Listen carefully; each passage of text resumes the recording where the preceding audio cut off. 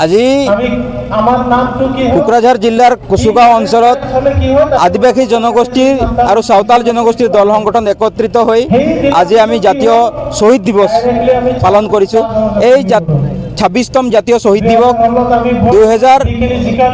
1996 চনৰ পাছৰ পৰাই সদৌ সাঁওতাল ছাত্ৰ সন্থাৰ নিচিনা বিভিন্ন আদিবাসী দল সংগঠনে পালন কৰি আহিছে।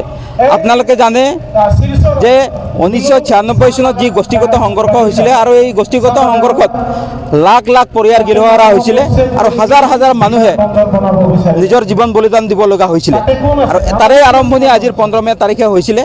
আৰু আমি আজি আপোনালোকৰ এই সংবাদ মাধ্যমৰ যোগেদি অসম চৰকাৰক দাবী উত্থাপন কৰিছোঁ যে বিগত 26 বছৰে শোষিত নিৰ্যাতিত জনগোষ্ঠী আদিবাসী জনগোষ্ঠীক আপোনালোকে কোনো অধিকাৰেই নিদিলে, সকলো অধিকাৰৰ পৰা বঞ্চিত কৰিলে।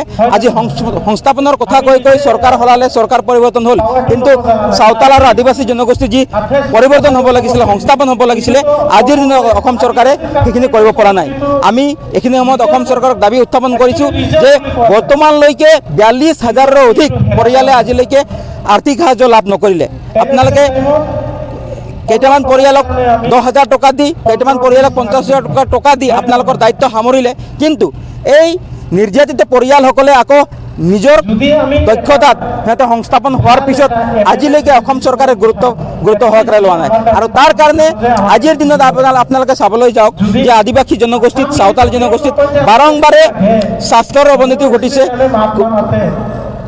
অসামাজিক কামবিলাক হৈছে। এইটো কিহৰ কাৰণে? আজি অসম চৰকাৰে এই নিৰ্যাতিত পৰিয়ালসকলক, এই নিৰ্যাতিত জনগোষ্ঠীক অধিকাৰ দিব পৰা নাই, প্ৰাপ্য দিব পৰা নাই, সুবিধা দিব পৰা নাই। আৰু তাৰ খাতিৰত আজি অসম চৰকাৰে লাজ পোৱা উচিত যে আজি নিবনুৱা হোৱাৰ কাৰণে বহুত যুৱক যুৱতী আজি বহিৰাজ্যত গৈ কাম কৰিছে। বহু যুৱক যুৱতী আজি নিবনুৱাৰ খাতিৰত বহিৰাজ্যত কাম কৰিছে।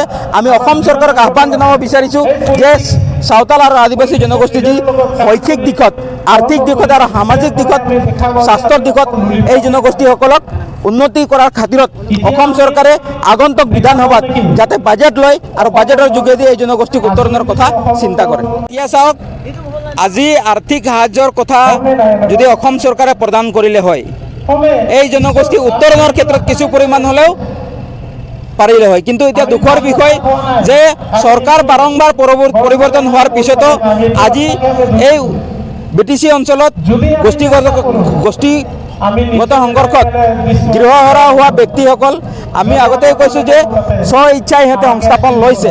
আজি অসম চৰকাৰৰ ইচ্ছা নথকাৰ খাতিৰত আৰু অসম চৰকাৰে বাৰম্বাৰ এই জনগোষ্ঠীক ভেকু চাউলি কৰাৰ খাতিৰত আজি অসম চৰকাৰে না শৈক্ষিক দিশত, না সামাজিক দিশত, না ৰাজনীতিক দিশত এই জনগোষ্ঠীটোক আগবাঢ়িবৰ কাৰণে সুযোগ সুবিধা দিছে।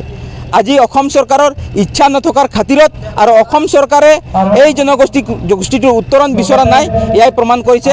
কাৰণ অসম চৰকাৰে যদি সাঁওতাল নিচিনা এক দৰিদ্ৰ, সাঁওতাল নিচিনা এক ক্ষুদ্ৰ জনগোষ্ঠীক সহায় আৰু সহযোগ নকৰে, আৰ্থিক দিশতেই হওক বা শৈক্ষিক দিশতে যদি আগবাঢ়ি আহি নাহে অসম চৰকাৰে, তেতিয়াহ'লে এই জনগোষ্ঠীয়ে কেতিয়াও উত্তৰণ হ'ব নোৱাৰে। আৰু আমি অসম চৰকাৰ আৰু BTC চৰকাৰক আহ্বান জনাব বিচাৰিছোঁ যে যদি সঁচাকৈয়ে অসম আৰু BTCখনক আপুনি পৰিৱৰ্তন কৰিছে, তেতিয়াহ'লে সাঁওতাল জনগোষ্ঠী অধ্যুষিত অঞ্চল আৰু আদিবাসী অধ্যুষিত অঞ্চলত আপুনি ৰাস্তা ঘাট তৈয়াৰ কৰক, আপুনি স্বাস্থ্যকেন্দ্ৰ তৈয়াৰ কৰক, আপুনি শৈক্ষিক ব্যৱস্থাটো শুধৰাই আনক। অন্যথা আপুনি যি কেঞ্চাৰ হস্পিটেল বনাইছে, যি ইউনিভাৰ্চিটি বনাইছে, তাত পঢ়িবলৈ অসমৰ ছাত্ৰ ছাত্ৰী কিন্তু আপুনি নাপাব, বহিৰাজ্যৰ ছাত্ৰ ছাত্ৰী তাত পঢ়ি থাকিব। আৰু এই খিলঞ্জীয়া মানুহৰ ভূমিৰ ওপৰত আপোনালোকে সেইবিলাক উপস্থাপন কৰি, সেইবিলাক স্থাপন কৰি এই জনগোষ্ঠী যে কোনো উন্নতি নহয় তাকে প্ৰমাণ কৰিব।